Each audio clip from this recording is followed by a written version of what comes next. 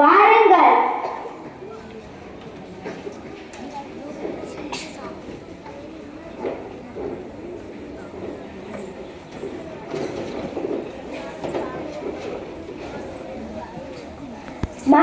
மருத்துவர் வந்துவிட்டார்.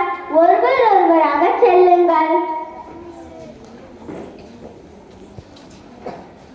வாருங்கள். உங்களுக்கு என்ன பிரச்சனை? எல்லோர் மேலும் எனக்கு கோபம் வருகிறது. சிறிய விஷயத்துக்கு கூட சண்டை போடுகிறேன். கோபமாக வருகிறது. யாரும் என்னுடன் பேச விரும்பவில்லை. இந்த நோய்க்கு மாத்திரை இல்லை. உட்காருங்கள். அடுத்து வருவது யார்? என் தோழிக்கு நல்ல மருத்துவம் கிடைத்தா எனக்கு பிடிக்காது. அவளை பார்த்தாலே எனக்கு பொறாமையாக இருக்கிறது. யாரை பார்த்தாலும் எனக்கு பொறாமையாக இருக்கிறது. இதுவும் இதே நோய்தான். அமருங்கள்.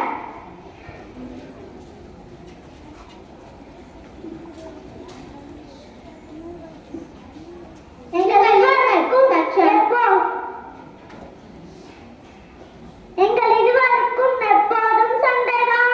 வாயை மூடு. சண்டைக்கு காரணமே நீதான். நானா? வேண்டாம், என் கோபத்தை கிளறாது. ஒரு அளவுக்கு தான் பொறுமையா இருப்பேன். வேண்டாம், என்கிட்ட வச்சுக்கோத சொல்லிட்டேன். இருங்கள், சற்று அமைதியாக இருங்கள். சண்டையை நிறுத்துங்கள். நான் எல்லாரையும் பற்றி பேசுவேன். ஒருவரை பற்றி மற்றவரிடம் குறை கூறுவேன். இல்லாததையும் பொல்லாததையும் நன்றாக சொல்லுவேன். சொல்லக்கூடாததையும் சொல்லுவேன். அவர்கள் சண்டை போடுவதை பார்த்து ரசிப்பேன். இதுவே என் வேலை. ஐயோ, வார்த்தைகள் சில நேரங்களில் கத்தியை விட ஆழமாக காயப்படுத்தும். அமருங்கள்.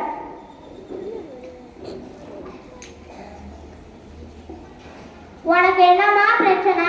என் வீட்டில் தினமும் சண்டை. அம்மாவும் அப்பாவும் சிரிப்பதே இல்லை. சண்டை.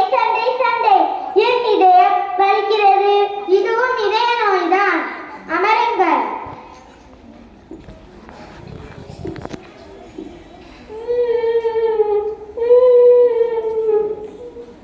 ஏன் அழுகிறாய்? யாரும் என்னுடன் விளையாட மாட்டார்கள். எல்லோரும் என்னை ஒதுக்கி விடுவார்கள். எப்போதும் நான் தனிமைதான். கவலைப்படாதீர்கள். அமருங்கள்.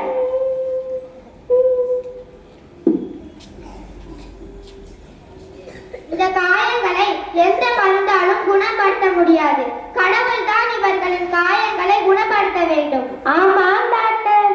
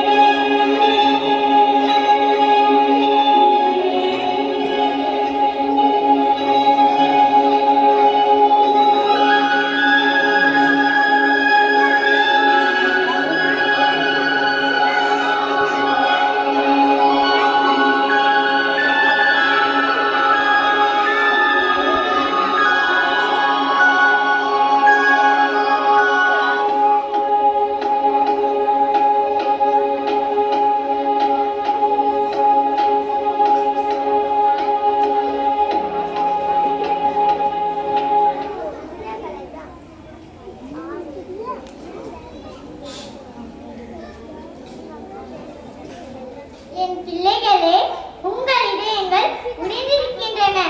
ஆனால் பயப்படாதீர்கள். நான் உங்களுக்கான மருந்தை கொண்டு வந்திருக்கிறேன்.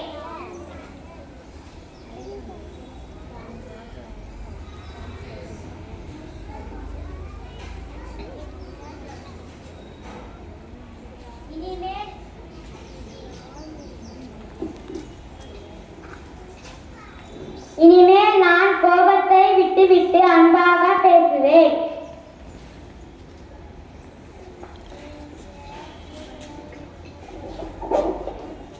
நண்பர்களின் வெற்றியை மனதார பாராட்டுவேன். பொறாமைப்பட மாட்டேன்.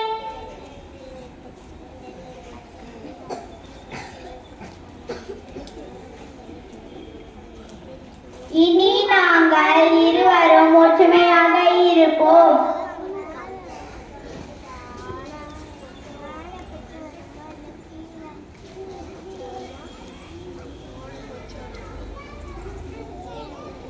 இனி நான் நல்ல வார்த்தைகள் மட்டுமே பேசுவேன்.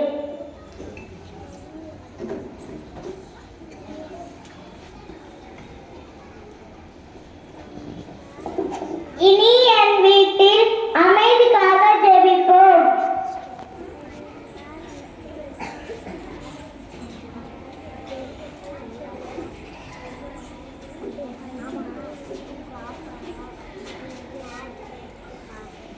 இனி எனக்கு நிறைய நண்பர்கள் கிடைத்து விட்டார்கள்.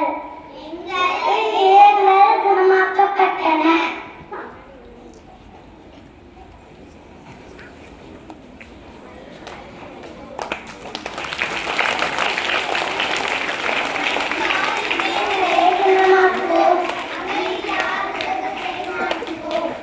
நீங்கள் அனைவரும் அமைதியை உருவாக்குபவர்களாக இருங்கள்.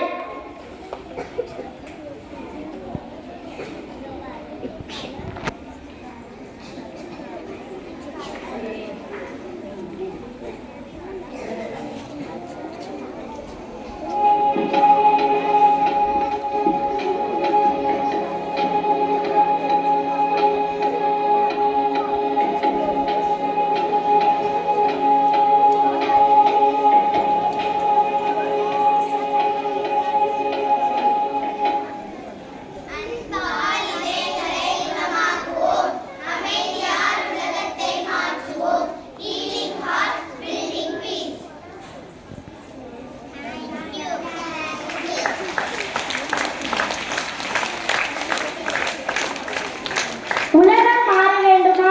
முதலில் நம் இதயம் மாற வேண்டும். ஒரு இதயம் குணமானால் ஒரு குடும்பம்